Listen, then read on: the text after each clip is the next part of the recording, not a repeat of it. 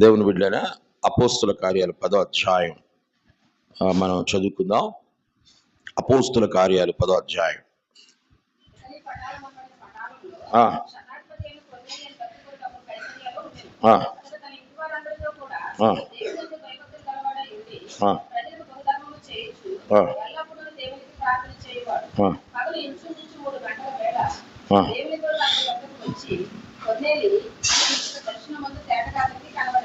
అతడు దూత వైపు తేల్చి భయపడి ప్రభువా ఏమని అడిగాను. అందుకు దూత నీ ప్రార్థనలను నీ ధర్మ కార్యములను దేవుని సన్నిధికి జ్ఞాపకార్థంగా చేరేదని. ఇప్పుడు నీకు ఇద్దరు మనుషులను పంపి పేతురును మారు పేరు గల సీమోనును పిలిపించు. అతడు సముద్రపు ధరముల సీమోను ఒక ధర్మకారుడు యొక్క దిగి ఉన్నాడని అతనితో చెప్పాడు.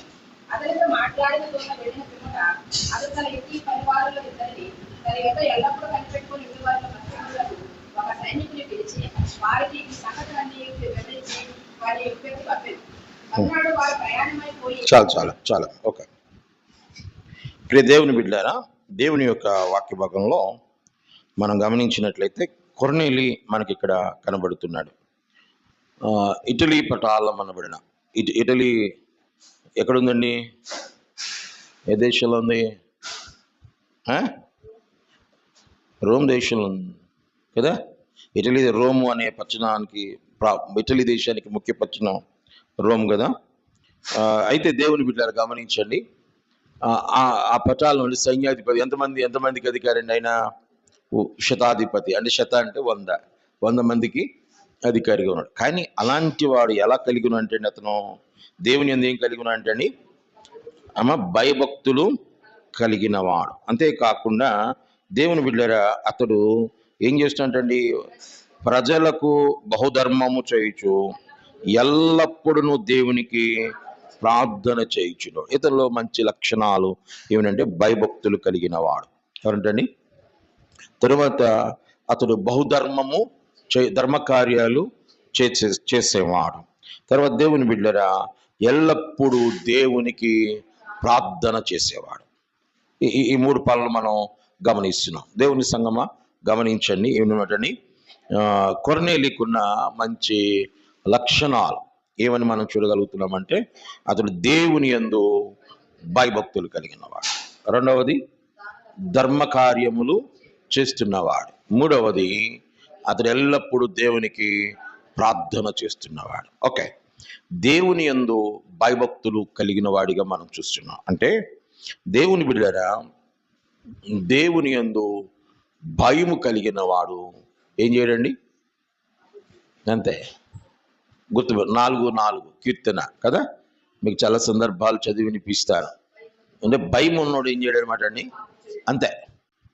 దేవుని భయం ఉన్నవాడు ఏం చేయడండి, పాపము చేయడు. పాపం చేయడంటే ఒకవేళ మేము దొంగతనాలు చేయటం లేదు, లేకపోతే వ్యభిచారం చేయటం లేదు, మోసం చేయడం లేదు, ఏదో కనిపించే దొంగతనాలు, కనిపించే పనులు అన్నీ మానేసాము. కానీ కనబడనివి కొన్ని అంతరంగాల్లో ఉంటాయి. మీకు అర్థమైందండి? కనబడనివి అంతరంగాల్లో అవి కొద్దిగా ఆలోచన చేయాలి. దేనికంటే దేవుని బిడ్డరా కోపాలు అవి లోపల ఉంటాయి, బయటకు వస్తాయా? ఉంటాయి. మనిషి మీద అది అట్టగే ఉంటుంది. మానదో మారదు, లోపల మారదు, ఇది వీళ్ళు మారదు. ఎందుకంటే అది లోపల ఉండేది. ద్వేషాలు, అర్థమైందండి? అలాగే అబద్ధపు మాటలు, లేనిపోయిన మాటలు, అర్థమవుతుందండి? మనకు అవసరం లేనివి కూడా కొన్ని కల్పించుకుంటారు. మనకు అవసరం లేదు ఎందుకు, కానీ మరి కొందరు కల్పించుకుంటారు. ఇది కూడా సరైనది.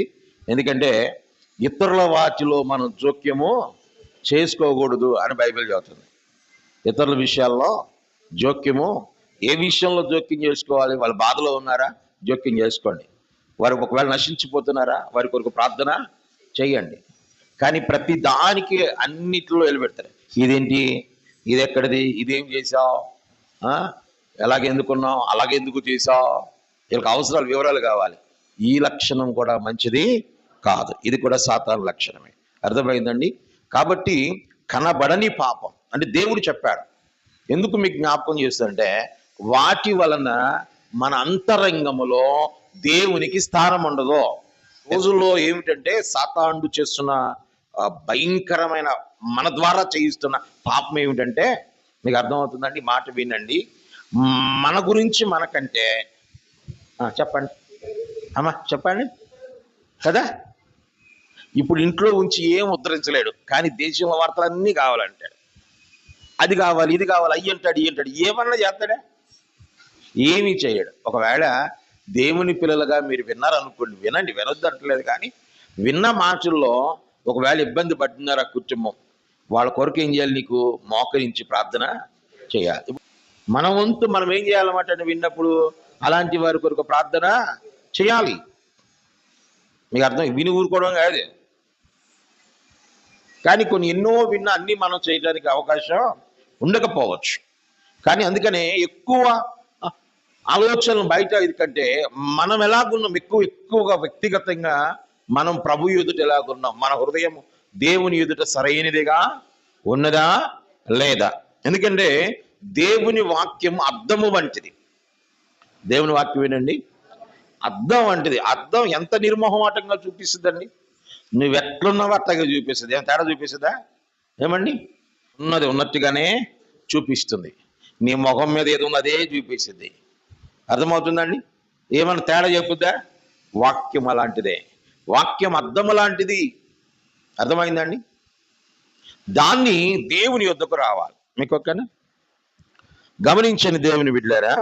కాబట్టి వచ్చినప్పుడు ఏమిటి అని మనం సరి చేసుకోవడానికి అవకాశాలు ఉంటాయని జ్ఞాపకం చేస్తున్నాను. అయితే ఈ సమయంలో దేవుని యందు భయభక్తులు కలిగిన వాడుగా ఎవరనమాట అండి? ఇప్పుడు శతాధిపతిని ఎన్ని పనులు ఉంటాయండి?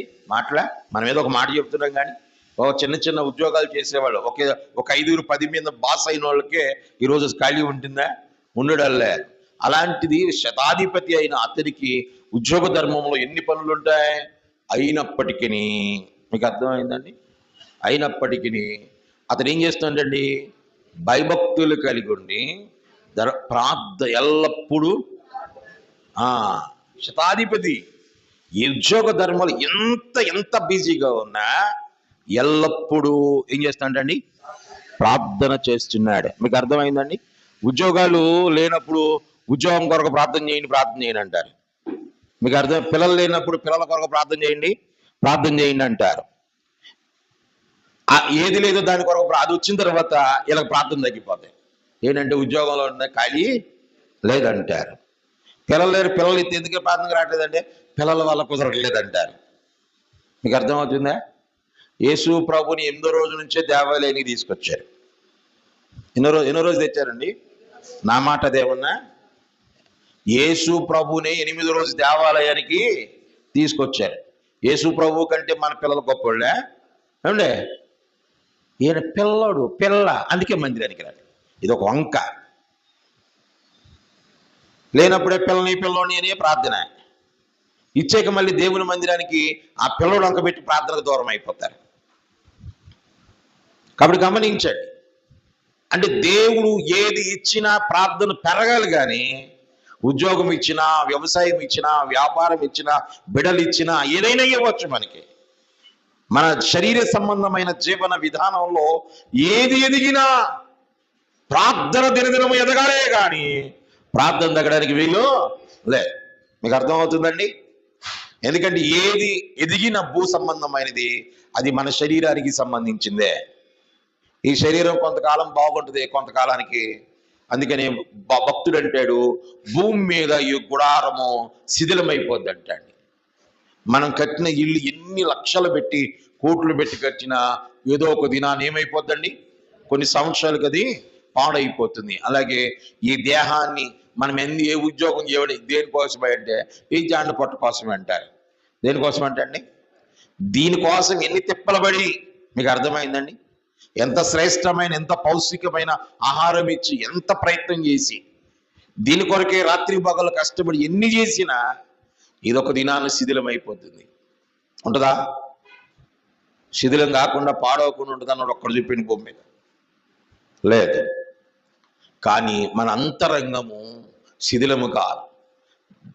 పౌలు అంటారు, మా బాహ్య పురుషుడు దినదినము కృషించిపోతున్నా మా అంతరంగ పురుషుడు దినదినము నూతన ఏం చేయబడుతుందంటండి? దినదినము నూతనత్వం వస్తుంది. దినదినము యవనత్వం వస్తుందంటండి. శరీరం ఒకవేళ కృషించిపోవచ్చు, మన భక్తి, మన విశ్వాసం, పరిశుద్ధత మన దినదినము ఏం చేయాలి? నూతనపరచబడాలంటే నూతనంలో ఉన్నప్పుడు ఎంత శక్తి కలిగి ఉంటుందో కొత్తగా ఉన్నప్పుడు ఎలా ఉంటుందండి? శక్తి కలిగి ఉంటుంది కదా. అలాంటి అనుభవాన్ని మనం కలిగి ఉండాలి. ఒకప్పుడు అండి ఎంత ప్రార్థన, ఒకప్పుడు సంగతి ఇప్పుడు సంగతి ఏంటి గొడవ. నువ్వు ఒకప్పుడు బాగా తినేవాళ్ళంటే ఇప్పుడు తినకపో, అది వేరే విషయం.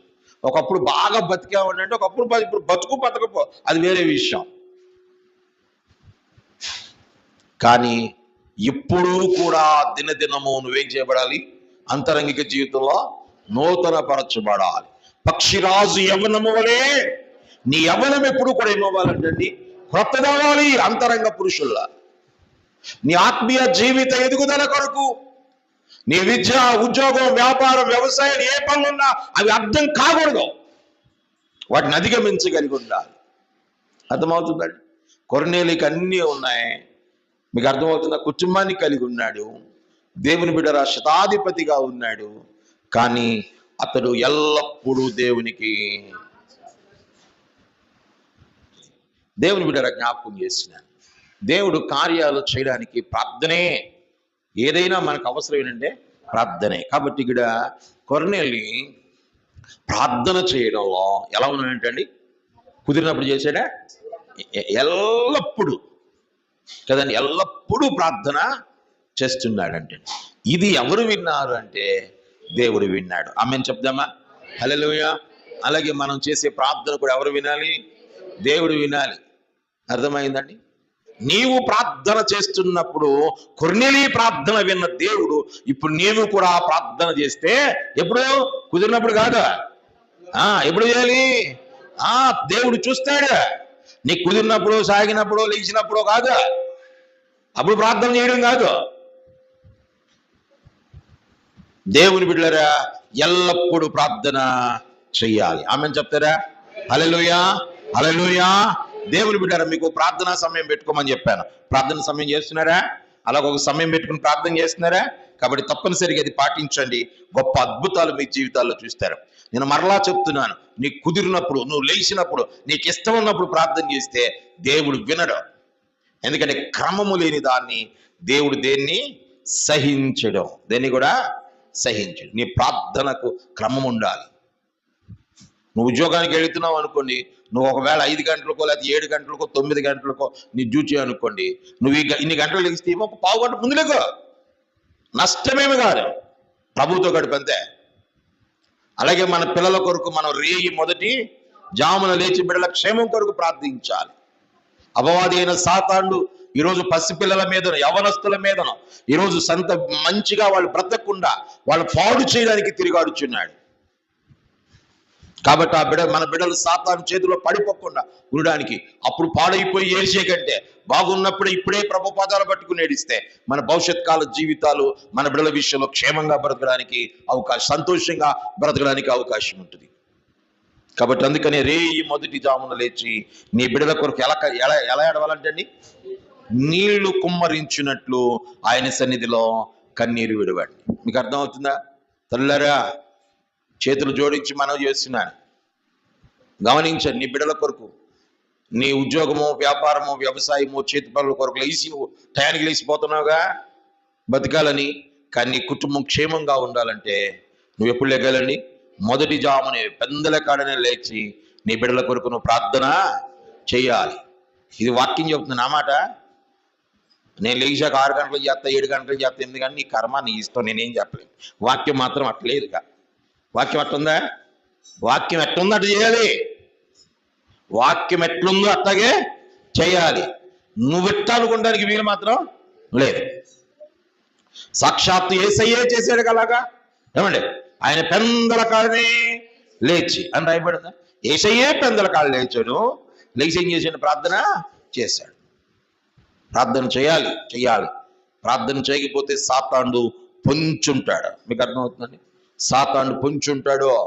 కొర్నేలి తన కుటుంబం కొరకు ఏం చేశాడండి? ప్రార్థన చేశాడు. దేవుని బిడ్డరా ప్రార్థన చేయగా, కిందకి చదవండి, 2 వచనాలు చదవండి. నేను కిందకి 2వ వచనం తర్వాత 3వ వచనం చదవండి అమ్మా. 3 గంటల వేళ దేవుని దూత అతని వద్దకు వచ్చి కొర్నేలి అని పిలుచుట దర్శనమందు తేటగా అతనికి కనబడను. అతను ఏం చేస్తుండగా దర్శనం చూశాడు? మీకు అర్థమైందండి? ప్రార్థనలో వచ్చిన దర్శనాలు నిజాలే, కానీ నిద్రపోతుంటే వస్తే ఇంకోటి అంటారు చూసారు, పిచ్చి పిచ్చి అని. అది ఎక్కడ నమ్మకాలు లేదు. మనకి దేవుడు ఎప్పుడు మాట్లాడతాడు మనతంటే ప్రార్థనలో ఉన్నప్పుడు. ఇది పక్కా అన్నమాట, అందరూ చూసే పక్కా అన్నట్టుగా, అంటే ఖచ్చితంగా. ఇక్కడ ఏం చేస్తున్నాడు అతడు? ప్రార్థనలో ఉండగా దేవుడు అతన్ని ఏం చేశాడండి? దర్శించాడు. అతను ఒక దర్శనాన్ని చూస్తున్నాడు. ఏమని? దేవుని బిడ్డలారా, అతని యొద్దకు వచ్చి కొర్నేలి అని పిలుచు దర్శనమందు తేటగా అతనికి కనబడింది. అతడు దూత వైపు తేరి చూచి భయపడి, ప్రభువా ఏమని అడిగాను. అందుకు దూత, నీ ప్రార్థనలు నీ ధర్మ కార్యములు దేవుని సన్నిధికి జ్ఞాపకార్థముగా చేరినవి. దేవునికి స్తోత్రం చెప్దాం. హల్లెలూయా, హల్లెలూయా. దేవుని బిడ్డ జ్ఞాపకం చేస్తున్నాడు. దేవుని సన్నిధికి ఏం చేయాలి? ఆయన ప్రార్థనలు, ఆయన చేసిన ధర్మ కార్యాలు జ్ఞాపకార్థం. ఎందుకంటే దేవుని రాజ్యములో జ్ఞాపకార్థ గ్రంథం ఒకటి ఉంది. మీకు అర్థమైందండి? దానిలో మనం ఏం చేసామో రాయబడి ఉంటాయి. అవి తీసుకుని వస్తాడు. నువ్వే కార్యాలు చేసావో దేవుడు రాస్తాడు. నువ్వెంత ప్రార్థన చేసావో దేవుడు రాస్తాడు. దేవుడు చెప్తున్నాడు, ఏ దూత ఇక్కడ డైరెక్ట్ గా చెప్తున్నాడు. దేవుడే చెప్తున్న మాట ఏమిటంటే, నీవు చేసిన ధర్మ కార్యములు, నీవు చేసిన ప్రార్థనలు దేవుని సన్నిధికి చేరినాయి. అవి జ్ఞాపకార్థముగా రాయబడినాయి. దేవుని బిడ్డరా, దేవుని జ్ఞాపకం చేసుకుంటున్నాడు. నీవు చేసిన ధర్మము, నీవు చేసిన ప్రార్థన మరిచిపోవడానికి ఆయన అసమర్థుడు కాదు. ఆయన జ్ఞాపకం చేసుకుంటాడు. మనుషులు ఒకవేళ మనకి చేసిన మేలు మరిచిపోవచ్చు, కానీ దేవుని కొరకు నువ్వు ఏది చేసినా ఆయన మరిచిపోయే దేవుడు కాదు. కంటున్నాడు, దేవునికి సన్నిధికి జ్ఞాపకార్థంగా చేరినవి. చదవండి అమ్మా. నీవిప్పుడు ఎప్పేకు మనుషులను పంపి పేతురును మారు పేరు గల సీమోను పిలిపించుము. అతడు సముద్రపు ధరినున్న సీమోనునొక చర్మకారుని ఇంట దిగి ఉన్నాడని అతనితో చెప్పాను. అతనితో మాట్లాడిన దూత వెళ్ళిన పిమ్మట అతడు తన ఇంటి పనివారిలో ఇద్దరిని తన యొద్దకు ఎల్లప్పుడూ కనిపెట్టుకుని ఇండి వారిలో భక్తిపరుడుగు ఒక సైనికుని పిలిచి వారికి సంగతులని వివరించి వారిని ఎప్పేకు పంపించాను. గమనించండి, ఇక్కడ అద్భుతం ఒక మాట గమనించండి. ఇప్పుడు కొర్నేలి భక్తిపరుడు కాబట్టి తనతో ఉన్నవారు ఎవరంటండి? తనతో ఉన్న సైకిల్ ఎలా ఉన్నాడండి? అతడు కూడా ఎవరిని పిలిచాడు? ఆయన భక్తి సైనికుడే, కానీ అలాంటి ఆయన కూడా. మీకు అర్థం అవుతుందా? మనం భక్తి అందుకంటారు, ఏ గూటి పక్షుల గూటికి చేరతాయి అన్నట్లుగా మనం భక్తి పరులమైతే ఎవరితో సహవాసం చేస్తామండి? అంతే.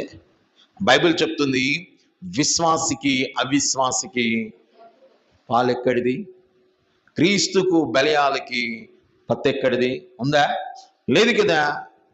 కాబట్టి లోకంలో ఒకవేళ ఎంత గొప్పవారైనా దేవుని పిల్లలు ఒక మాట గుర్తుపెట్టుకోండి, ప్రేమించండి, ప్రార్థన చెయ్యండి. గొప్పోళ్ళు కాదని వాళ్ళకే బతికేద్దాం. మీకు అర్థం అవుతుందా? మీకు ఇవ్వాల్సిన సమయంలో, అది ఉద్యోగమైనా నాయకత్వం అయినా ఏ పనులున్నా ఎక్కడి వరకు అంటే ఎంతవరకు చేయాలో అంతే. ఎందుకంటే వాళ్ళతో ఎక్కువగా మనం స్నేహం చేయడానికి వీలు లేదు. కష్టపడితే ఎవడైనా కష్టపడకుండా నువ్వు ఎంత మంచిగా నుండు, ఎవడైనా పని డబ్బులు ఎత్తాడు చెప్పండి నాకు. అది ఉద్యోగం కావచ్చు, వ్యాపారం కావచ్చు, ఏదైనా పని చేస్తేనే ఎవడైనా డబ్బులు ఇస్తాడు. కష్టపడోడు ఎక్కడైనా బతకొచ్చు. కష్టపడోడు ఎక్కడైనా బతికేస్తాడు. కష్టపడడం చేతగానోడు బతకడం కోసం ఆలోచన చేస్తాడు. మీకు అర్థమవుతుందండి? ఆ అమ్మాయికి దిక్కులేదు, ఎట్టగొట్ట బతుకుదాం అన్నట్టు ఉంటుంది. వారు దేవుడు ఆయన బిడ్డల్ని విడిచిపెట్టే దేవుడు కాదు. దేవుని బిడ్డలా జ్ఞాపకం చేస్తున్నాను, పని చేసేవాడికి ఎప్పుడు కూడా ఫలితం ఉంటుందండి. కష్టే ఫలి పెద్దలు అన్నారు. కష్టపడే వాడిని దేవుడు మర్చిపోయేవాడు. ఆయన ఇంత ఉద్యోగం చేస్తూ కూడా ఆయన భక్తిని చేసుకుంటూ దేవుని ఎల్లప్పుడూ ప్రార్థన చేసుకుంటే ఇవన్నీ ఎక్కడికి చేరినాయి అంటండి? దేవుని దగ్గరికి చేరితే ఆయన దేవుడు మాట్లాడుతూ మరలా ఎవరిని పిలిచాడంటే ఆయన భక్తి కలిగిన సైనికుని ఒకడిని, అంటే ఈయన భక్తి, ఈయన విశ్వాసం, ఈయన ప్రార్థనా జీవితం ఇంకొక భక్తి కలిగిన వాడిని తయారు చేసింది. ఆమేన్, హల్లెలూయా. నేను మీకు చెప్తున్నాను, మీరు భక్తి కలిగి ఉంటే, మీరు విశ్వాసం కలిగి ఉంటే, మీరు దేవుళ్ళు ఎదుగుచున్నప్పుడు అది మీ పిల్లలకు కూడా అబ్బుద్ది. మీకు అర్థమైందండి? ఎందుకంటే మన బతుకులు బయట వాళ్ళ కంటే మన పిల్లలకు బాగా తెలుసు. నేను ఒకవేళ పాస్టర్ గారినైనా మీకు వాక్యం చెప్తున్నా, నా బతుకు అంటే ఎవరికి తెలుసండి? నా కొడుకు తెలుసు. ఎందుకంటే మనం ఇంట్లో ఉంటాం, ఏం మాట్లాడుతున్నామో, ఎలా చేస్తున్నామో, ఎలా ప్రవర్తిస్తున్నామో ఎవరు చూస్తారండి? మన పిల్లలు చూస్తారు. మన మనసులు ఎట్టంటివి, మన మాటలు ఎట్టంటివి చూస్తారు. నీవు భక్తి కలిగి ఉంటే ఆ ప్రభావం ఎవరి మీదకి వస్తుందండి? అదే భక్తి విశ్వాసం నీ బిడ్డల మీదకి వస్తుంది. నీవేదో ప్రార్థన చేస్తున్నట్టు నటించినా, నేను ఒకవేళ నటించినా, మీరు నటించినా, పైకి ఒకలాగా లోపల ఒకలాగా ఉండినా, మీకు అర్థమైందా? దీన్ని ప్రభావం మన బిడ్డల మీద పడుతుంది తప్పనిసరిగా అండి. ఇది మన బిడ్డల మీద. వాళ్ళు కూడా మొదలెడతారు అట్టగే, మన దగ్గర అట్టగే వాళ్ళు కూడా నటిస్తారు. వాళ్ళు భక్తి కలిగినట్టే ఉంటారు, మన దగ్గర కూడా ప్రార్థన చేసినట్టే ఉంటారు. కానీ లోకంలో వాళ్ళకు ఉండాల్సిన ఆలోచనలన్నీ కూడా వాళ్ళకు ఉంటూనే ఉంటాయి. మీకు అర్థమవుతుందా? అందుకని మోసపోకుడి, దేవుడు వెక్కిరించబడ్డాడు. మనం మోసం చేసుకోవద్దు, మనం దేవుని మోసం చేయొద్దు. దేవుడు వెక్కిరించబడ్డాడు, మనమే వెక్కిరింతల పాలైపోతాం. కాబట్టి అందుకని మనం దేవుని సన్నిధికి చేరాలి. ఆ మాట జ్ఞాపకం చేస్తే, దేవుని బిడ్డలు ధర్మకార్యములు, ప్రార్థనలు దేవుని సన్నిధికి జ్ఞాపకార్థముగా చేరగా, దేవుని బిడ్డరా ఎవరిని పిలిచాడంటే ఆయన ఈ మాట చెప్పాక భక్తి కలిగిన సైనికుడిని పిలిచాడు. కాబట్టి మనం ఎవరితో సహవాసం చేయాలంటే భక్తి కలిగిన వారితోనే. లేదా మనం భక్తి కలిగి విశ్వాసం కలిగి ఉంటే మనతో ఉన్న వారిని విశ్వాసం కలిగేలాగా వారిని కూడా నడిపించుకోవాలి, ప్రయత్నం చేయాలి, ప్రార్థన చేయాలి. మనోళ్ళు ఒక మాట అంటారు, ఇంగువ గుడ్డకు దానికి ఇంగువ కట్టి అది ఎక్కడ పడేసినా అదే వాసన వస్తుంది ఏంటండి? ఇంగు వాసన. ఇంగువకే ఎక్కడ పడేసినా ఇంగు వాసన వస్తే, యేసుక్రీస్తు రక్తం చేత కడగబడి ఆయన బిడ్డగా ఉన్న నీ జీవితంలో దేవుని యొక్క ప్రేమ, దేవుని యొక్క లక్షణాలు మనం ఎన్నో కనబడాలి కదా. అందుకని ఫిలిప్పీయులకు రాస్తూ అంటాడు కదా, మీరు క్రీస్తుకు పరిమళ వాసనగా ఉండుటకు మీరు పిలువబడ్డారు. మనం ఎక్కడున్నా దేవుని పిల్లలుగా మనం ఉండాల్సిన అవసరం ఉంది కదా, అవి కనబడాలి. అందుకని కొర్నేలి ఎవరితో స్నేహం చేస్తున్నాడండి? ఎవరు ఆయనతో ఉన్నారండి? భక్తి కలిగిన సైనికులు ఆయన యొద్ద ఉన్నారు. గమనించండి దేవుని బిడ్డలారా, నీవు సహవాసం చేస్తున్నవా? నువ్వు ఎవరిని సంపాదించుకున్నా? నీతో భక్తి కలిగిన వాళ్ళు ఉన్నారా? విశ్వాసం కలిగిన వాళ్ళు నీతో ఉన్నారా? లేక లోకస్తులు నీతో ఉన్నారా? ఎవరితో సహవాసం ఉంది? దేవుని పిల్లలతో సహవాసం ఏర్పాటు చేసుకో. ఒకవేళ ఎవరు ఎక్కడున్నా దేవుని పిల్లలతో నీ సహవాసం అయి ఉండాలి, నీ సంభాషణ దేవుని పిల్లలతో అయి ఉండాలి. అలా ఉన్నప్పుడే నువ్వు దేవునిలో బలపడడానికి, విశ్వాసంలో ఉండడానికి, నీ సంభాషణలో కూడా మంచిగా ఉండడానికి అవకాశం ఉంటుంది. లేకపోతే నువ్వు ఒకవేళ దేవుని బిడ్డవై ఉండి కూడా లోకస్తులతో సహవాసం, ఈ లోకమైన గొప్పవారితోనో లేకపోతే మన కుటుంబస్తులు మంచోళ్ళు గొప్పవాళ్ళు అనుకొని వాళ్ళతో సహవాసం చేస్తే నీకు దైవికమైన లక్షణాలు రావు కదా. లోకంలోని అన్ని కూడా ఆలయ వస్తాయి. మీకు అర్థమైందని? ఆలయ వస్తాయి. దేవుని బిడ్డలారా జ్ఞాపకం చేశాడు, మన సహవాసం ఎవరితో ఉండాలి? పరిశుద్ధులతో ఉండాలి, దేవుని పిల్లలతో. అందుకని కొర్నేలి శతాధిపతి అయినప్పుడు, ఇంకా ఒకవేళ పై అధికారులకు పది అయితే ఉండాలి, గొప్పడు. కానీ ఎవరితో ఉన్నాడంటే భక్తి కలిగిన సైనికులతో. అసలు సైనాధికారి అయిన సైనికుడితో ఉంటాడే అంటే ఎవరుంటాడు? ఇంకా తన పైన ఐక్యాలు ఉన్న వాళ్ళతో సహవాసం చేస్తాడు. కిందలో చేస్తాడా? కానీ ఎవరికంటే భక్తి, తన క్యారెక్టర్ ఎక్కడ చూడలేరు.